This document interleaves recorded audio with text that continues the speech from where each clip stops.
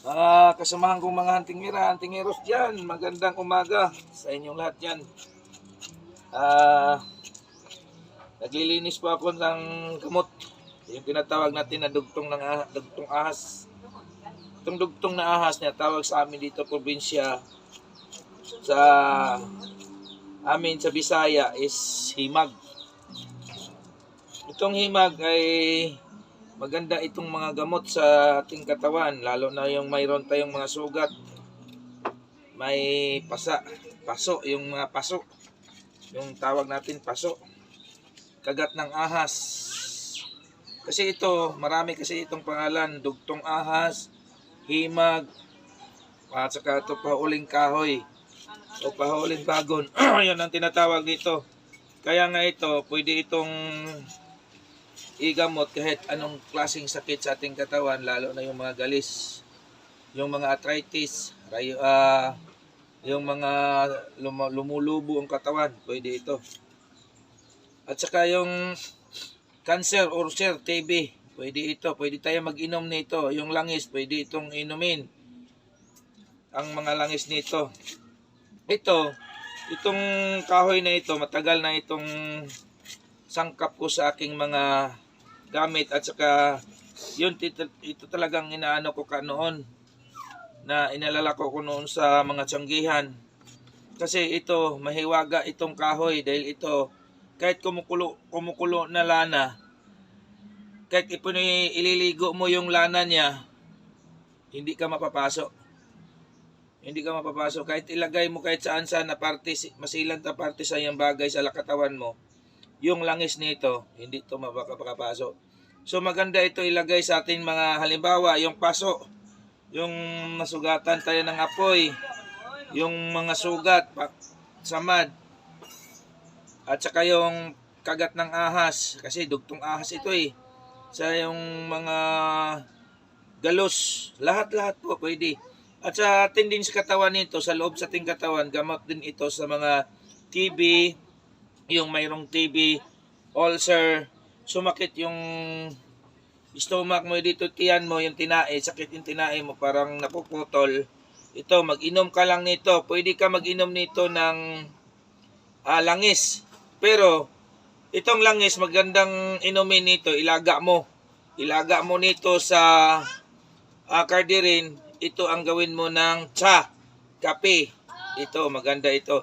Lalo na yung babae na hindi matagal, sakit yung yung puso niya kapag ay yung dugo. Yung dugo niya, hindi kasi yung dugo niya. Ito, maganda itong inumin. Kaya ito dahil maraming mga sakit ito, yung bughat, yung tinatawag natin na bughat. Binat, yung binat. Ito, magaling ito. Lagain lang natin, inumin. Ito ang gawin natin sa ito. Ito po ay marami ito. Ito po ay kinukuha ko doon sa Bukidnon, kaya nga hindi ilang araw ako hindi naka-vlog.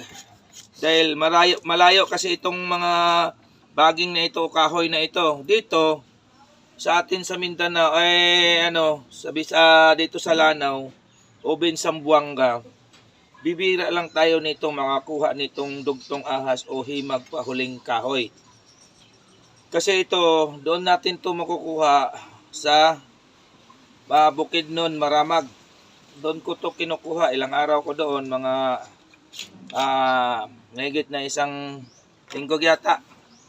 Yan ang kinukuha ko ito. Ito, gagawin ko ito na panghaplas at saka panginom. Yung herbal ko kasi, yung nilalako ko noon marami. Dugtong ahas o tinatawag natin himag o pahuling kahoy. At saka yung tinatawag natin kaningag. Yung kaningag at saka sinamon, tinatawag sinamon. At saka yung sibukaw. Yan, tatlo na yan. Yan ang mga herbal ko. Kasi yun noon ako ang ito ang talaga pero kasi ito mahirap kasi ito kukunin Kaya nga nalibago ako, ngayon lang din ako nakakuha. Mga ilang araw na ito doon sa Bukidnon dahil ito ang hinahanap kong na kahoy. Kasi yung nagsuporta sa akin dito, yung kinukuhaan ko dito, wala na. Patay na yata o hindi ko na nakita at saka hindi ko na makontak sa cellphone ko. Yung noon pa yun. Mga 2003. Kasi nagsimula ako ng herbal 2000. Nagsimula ako dito. Kaya nga ito ay balik ko na ang lahat ng mga herbal ko ngayon. So, huwag po ninyo po magkalimutan ang pag-subscribe sa ating Facebook, YouTube channel para maki-update, para makita po ninyo ako na anong klaseng mga herbal kong ginagamit ngayon. Herbal at saka mutya ang ano ko ngayon dahil ay yan na talagang ano natin. Pero pasensya kayo, mga ilang araw hindi tayo nagkikita sa ating Facebook dahil ito ang nilalakad kong kahoy na ito. Yung himag o dugtong na ahas. Kasi ito ang maganda talagang gamot sa ating katawan. Inumin, pwede inumin. Ang langis, pwede inumin. Pwede din ihaplas sa ating arthritis. At saka mga sugat na anong klaseng sugat, kagat ng ahas o ano pa. Pagkatapos, pwede din ito gawan na tea, kape. Yung mga kape ba? Kape sa umaga, tanghali, hapon. Dahil ito, wala itong ano nito, yung side effect dahil matagal na kami nagagamit. 3 kasing herbal na ginagamit. Marami akong herbal ginagamit at saka yung ano, pero ito kasi mahirap kasi kunin dahil sa bundok sa bundok at saka tiwalang lasang ba. Kaya mahirap ito kunin. So bira lang ako makakuha. Pero ngayon nakahanap naman din ako ng supplier ko na ditong himag.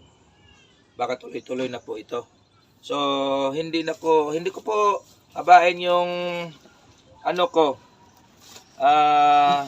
vlog ko ngayong umaga dahil ay ako busy ako ngayon, naglilinis ako nito para gagawin ko ng panghaplas.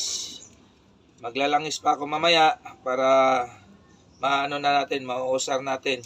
So pwede rin din kayo mag-order sa akin na kung langis pwede, may kasama na yung ganito. Pwede rin kayo mag-order sa akin na puro ganito, kayo lang ang magawa, kayo maglangis.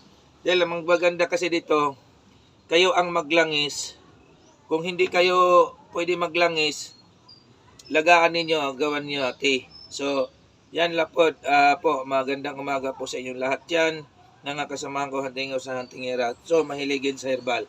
Bye-bye po, magandang umaga.